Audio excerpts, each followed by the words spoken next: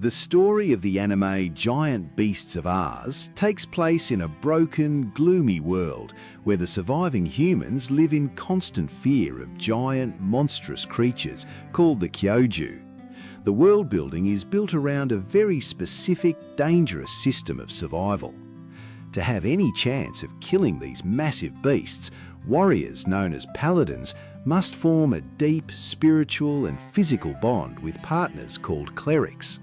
These clerics are the only ones who can channel magical energy through ancient rings to help the paladins fight. This partnership is not just a job, it is an incredibly intimate connection where the cleric pours their own life energy directly into the paladin's body.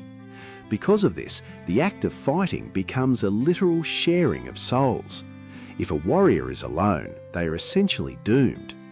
The land itself, known as Ars, is a decaying frontier covered in the massive, rotting skeletons of these ancient monsters. These bones have become the ground that human villages are built on, serving as a constant physical reminder that their entire civilization is standing on the remains of a violent and forgotten past. At the heart of this struggle are the two main characters, Jiro and Kumi, who are both haunted by their own difficult histories. Jiro, nicknamed the Dead Hunt, is a highly skilled warrior who is crushed by heavy guilt and a drinking problem after his former partner died in a terrible accident. Because he never wants to feel that kind of pain again, he has closed himself off from everyone, choosing to wander alone rather than let anyone else get close to him. His goal at the start of the story is simply to drift through life and avoid responsibility. However, his path changes forever when he is forced to team up with Kumi. She is an artificial human created in a cold, secret government lab to be a living weapon. Because she was raised in a cage, she has no idea how the outside world works or what human emotions are. Her goal is to discover who she is, gain her own freedom, and find out if her life has any value beyond being a tool for the military. As they travel together, they both grow. Jiro learns to trust and protect others again, while Kumi learns what it truly means to be a person. The main villains fighting against our heroes represent the darkest side of the world's power structure. They work for a greedy, militaristic empire led by a scientist named Mizami, who sees no value in life beyond how it can be used for profit. Mizami and the Empire want to capture and harvest the power of the giant beasts and the magic of the clerics to build a massive, unstoppable military force. His ultimate goal is to create more artificial clerics like Kumi, but he wants to strip away the need for human trust and partnership. He wants to turn people into disposable, soulless batteries that the government can use to control the entire continent. This makes him the perfect opposite of Jiro and Kumi. While our heroes believe that their bond is a sacred partnership built on love and sacrifice, the Empire sees that same bond as nothing more than a master-slave dynamic that can be copied and mass-produced for war. The villains prove that the real monsters in this world are not the giant beasts, but the human leaders who consume everything in their path for power. This battle between our heroes and the Empire is tied to the way the world is organized. The continent is split between poor, neglected frontier villages and a wealthy central empire that has all the technology. The Empire actually makes the world worse on purpose. They let the giant beasts roam and attack the rural villages so they can claim they are protected. The people, while they quietly steal valuable magical resources from the dead monsters. The people living on the outskirts are left to survive on their own, while the Empire uses the energy they steal to build terrifying new weapons. This setup shows how the people at the top of the social ladder use disasters to keep everyone else under their thumb. It forces Jiro and Kumi to survive in a world where the laws and the economy are rigged to use them up and throw them away.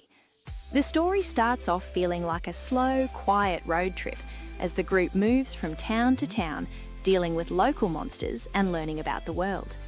These early episodes are important because they let the audience see how the partnership between Jiro and Kumi works and how they slowly start to trust each other. But as they get closer to the capital city and the dark secrets of Kumi's birth are revealed, the pacing speeds up and the tone becomes much more intense. The story shifts from a journey of self-discovery into a high-stakes rebel mission. Every step toward the Empire brings more danger, and the heroes have to switch from hunting monsters to running for their lives from elite assassins. The story does a great job of raising the pressure until a localised struggle for survival turns into a massive fight against an entire corrupt government. Visually, the show uses a clever contrast to show the difference between nature and the Empire. The places where the heroes travel are filled with green forests, wide open skies, and beautiful, messy natural landscapes, which highlights the wonder and scale of the giant beasts. In contrast, the Empire's headquarters and labs are grey, cold, and perfectly symmetrical. Everything there feels artificial, oppressive, and empty. The camera work also helps tell the story. During the early parts, Jiro is often filmed in shadows, standing apart from others to show his loneliness. As he gets closer to Kumi, the lighting gets warmer and the camera shows them standing together. The size difference between the tiny humans and the massive beasts is also used to show how vulnerable the heroes are whenever they step into battle. The sound design is just as important as the visuals for making the world feel real. The music switches between gentle acoustic folk songs when the characters are resting by a campfire and loud, heavy orchestral music when they are fighting for their lives. The audio team also made the magic feel like a physical, dangerous thing. Whenever a cleric uses their power, you can hear a rhythmic, heartbeat-like sound, which reminds the audience that this is a dangerous process of merging two lives together. The giant beasts sound just as scary as they look, with deep, guttural roars that rattle the speakers. When Jiro has flashbacks to his traumatic past, the show often goes completely silent, which makes his feelings of emptiness and loss stand out even more.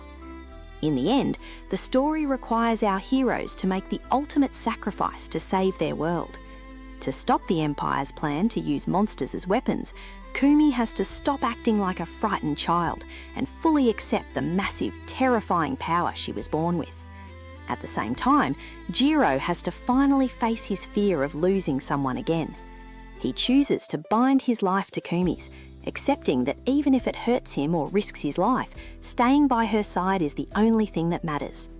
The story concludes by proving that you cannot save a broken world by running away, hiding your feelings, or treating other people like tools. True strength comes from the courage to connect with someone else and the willingness to sacrifice everything for the person you love.